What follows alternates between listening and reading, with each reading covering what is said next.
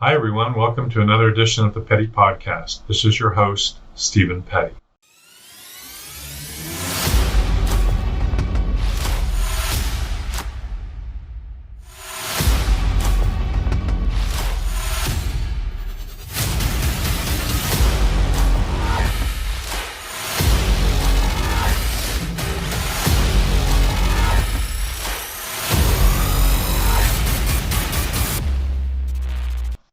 Today's presentation topic is Let's Forget Masking. The latest science suggests that masking, including N95s, don't work. No surprise. Three studies I'm going to cover today are the work by Sood that published this July, work by Loeb that published in late November this year, and work by Benny Spira that was published middle of the year, April 2022. The first study is by Sood et al., and they looked at two K-12 school districts in North Dakota. They were adjacent, one in Fargo, where the masks were mandated, and the other in West Fargo, an adjacent school district where they were not. As you can see from this colorful plot, the case rates with time from the fall through February or so showed basically no difference, whether you had a district that was wearing a mask or not wearing a mask. The statistics from that paper, and you can see the link to it at the bottom if you want to look at it yourself, show no statistical difference in COVID disease rates between districts with and without mask mandates. And you can see it here, the 95% confidence interval covers the value of 1, which means there's no difference, ranging from 0.92 to 1.07. Interestingly enough, they also looked at data where Fargo, the district that mandated masks, took it off right after the first of the year. So you now had two districts with no mask mandates.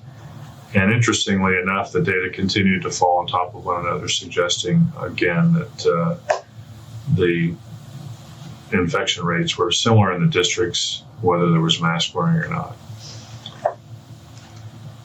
The second study that I wanted to cover is an RCT that looked at the differences between COVID disease rates and whether one wore a surgical mask or an N95, because recall people are saying, well, these masks aren't so great, so let's move to an N95. Of course, N95 is a crappy bottom of the barrel respirator.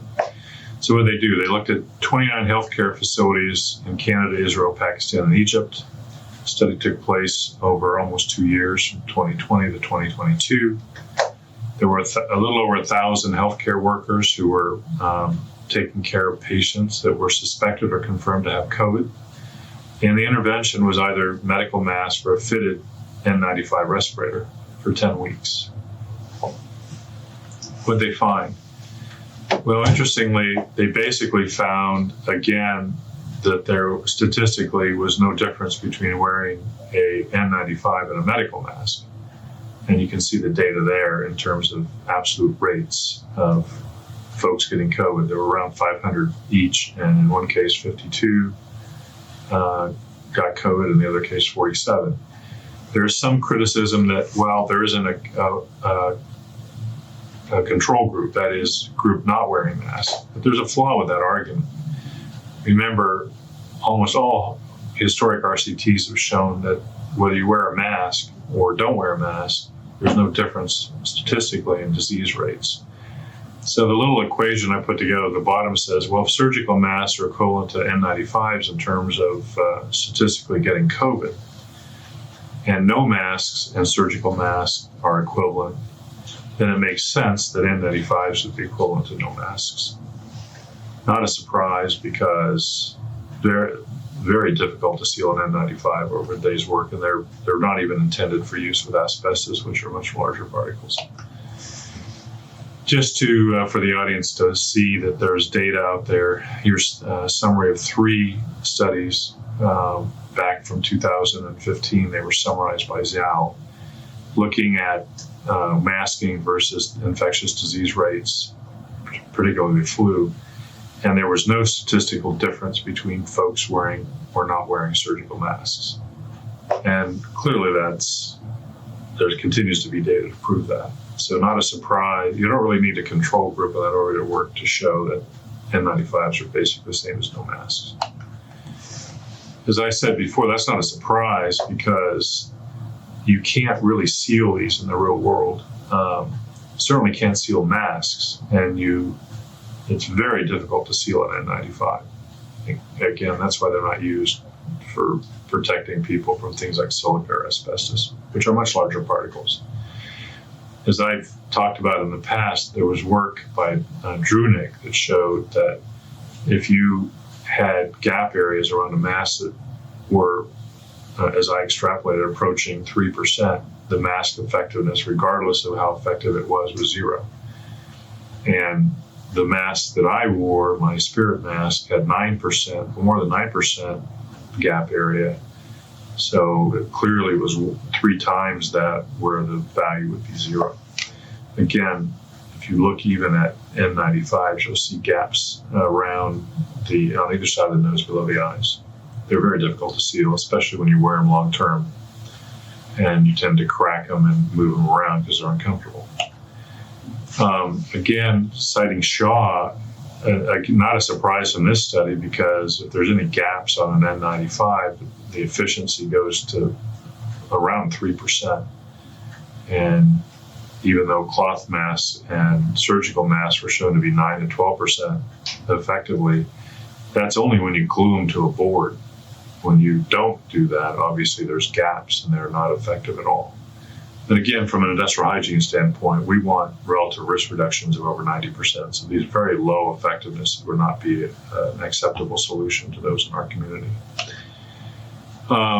And we know that masking causes harms. I've cited this work before. This is a study that showed there were 27 adverse effects from wearing masks, and you would have the same issues wearing an N95. In fact, they might be exacerbated because technically you get slightly better seal. Benny Spear also put a paper out where he looked at the morbidity, mortality, and mask usage over a 6-month interval, the winter of 2020 to 2021. Published his results. What's fascinating about this is that, and you see the link below, when the finding that he found that was the most interesting was that the countries with the highest mask wearing rate had the highest COVID death rates. And it suggests that there's harm associated with wearing masks. This isn't a surprise because, for example, we know that contaminants can build up on a mask and then amplify, so that if you and then you rebreathe those. So you basically are building up concentrations of materials you would normally exhaust and then rebreathing them in. So that's clearly not a good thing. And then I wanted to just touch on this Zacharias-Fogan, Kansas study that also came out. And it said that they looked at basically the rates of fatalities in counties within Kansas that wore face masks versus those that did not. And their conclusion was that wearing a face mask might impose a greater risk on individuals than would be mitigated by the reduction in the infectious disease rate. In other words, instead of just looking at whether masks are effective or not, they looked at whether or not there are other collateral damage. And from their work, there clearly is. Now, if you go to what I've been talking about all along, is we have real solutions. They're not masks, they're not N95s, they're engineering solutions.